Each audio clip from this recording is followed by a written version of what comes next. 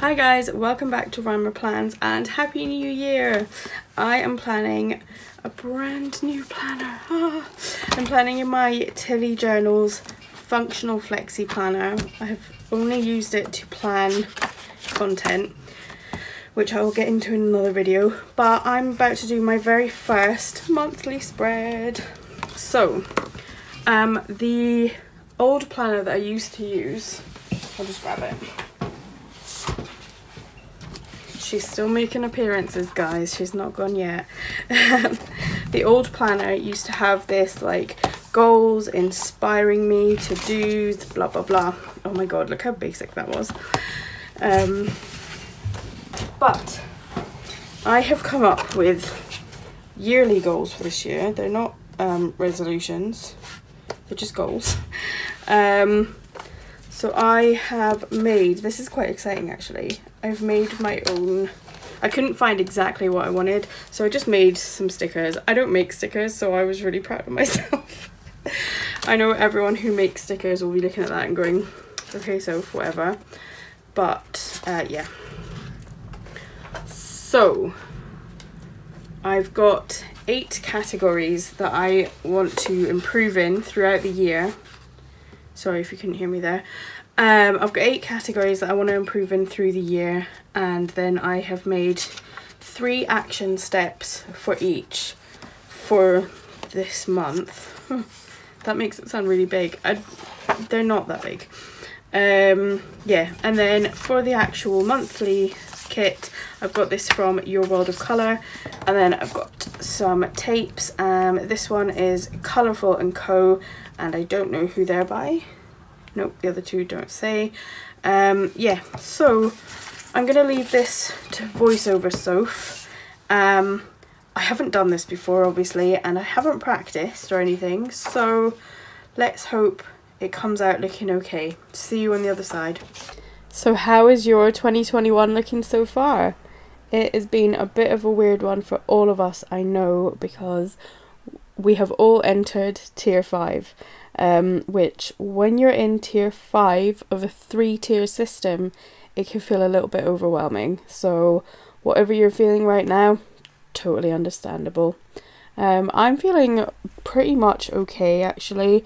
I'm gonna start working from home this week. I went into work yesterday and we agreed that it would be better for me to do my shifts from home while lockdown is going on, so that's fine. In terms of other lifestyle changes, we home educate anyway, and I've never stopped following lockdown measures from the first lockdown because I don't think anyone should have stopped, so there's literally no difference to my life.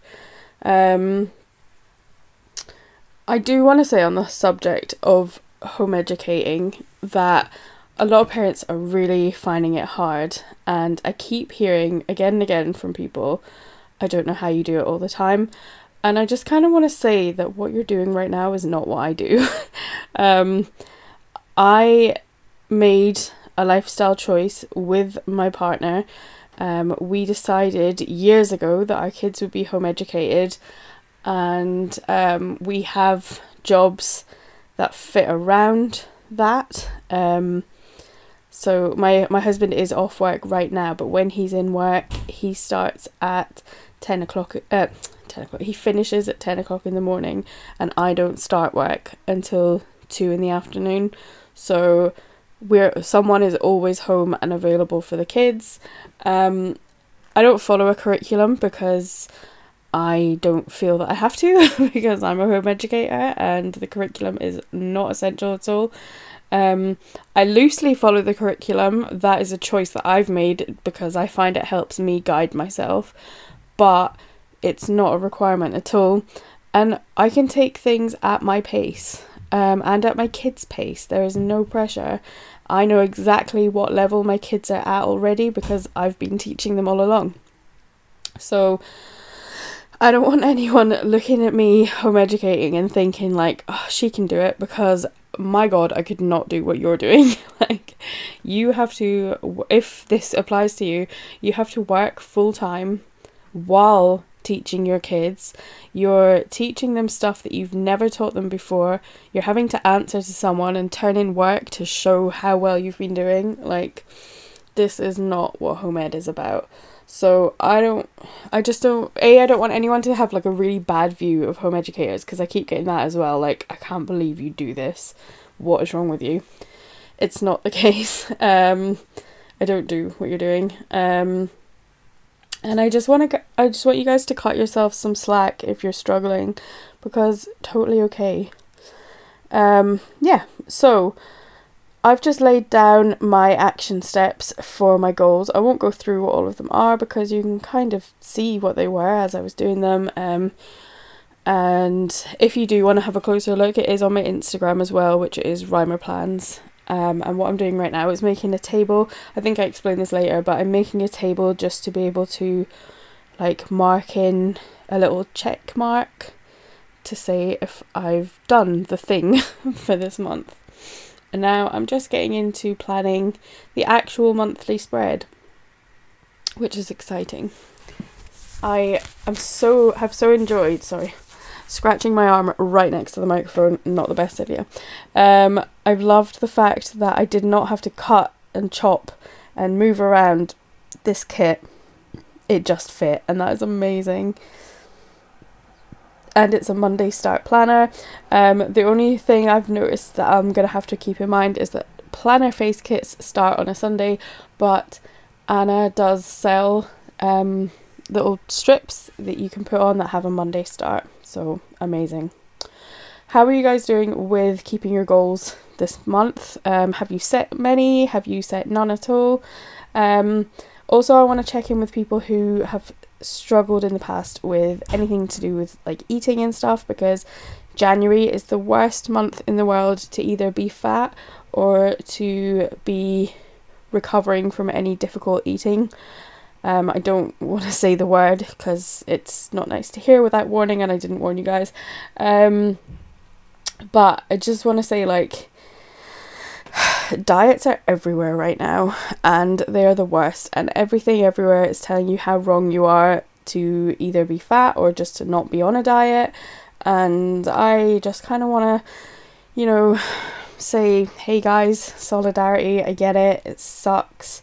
It's literally the worst time of the year. I haven't been able to open any social media without seeing the words Slimming World at least once anywhere. It really sucks. But, you know, it is just so ingrained into our culture that if you're not permanently on a diet, then you must be wrong. And, you know, you should never be happy with yourself at any level, apparently. There doesn't seem to be an end goal. I'm not going to get into a whole rant about diet culture because, whew, that would be a whole video in itself. But I did just want to say, like, I get it. I'm not struggling as much as I have in other years, so I'm really lucky, but I know a lot of people are struggling right now, and feel free to like drop me a comment or a message or whatever. I'm around on Instagram all the time pretty much if you're struggling too, and don't be afraid to mute people, even if it's just for January. I find a lot of the time people are afraid of like offending or whatever, so they don't want to delete someone. But muting people or hiding posts just means that you don't see those posts or that person's post for a while. They have no idea that they've been muted unless they specifically say, hey, did you see what I posted? And you go, I've got you muted. But yeah, don't be afraid to mute people. Like, it's not worth your mental health. If you need to, you need to. You can always unmute them again. And with that, we have reached the end of my first monthly spread of 2021. I was going to say 2020. No, thank you. Yeah, so I'll pass back over. See you guys later. Okay, so here is the finished monthly spread. It's a bit more subtle than I usually go for, and it's hilarious when it's contrasted with this and this, which I am absolutely in love with. I've done a little table here so that like for 1, 2, 3, 4, 5, 6, 7, 8 I can say yes or no on if I achieved each action step. It looks like a lot, but they're really not big things. Like, they're things I usually do anyway, but I just want to make sure I'm sticking to them. Sorry, I've just got hiccups. I don't know if I'm going to do anything with this yet. It's brand new to me, so I'm just not sure. But yeah, thanks for watching, and I will see you guys in my next video. Bye!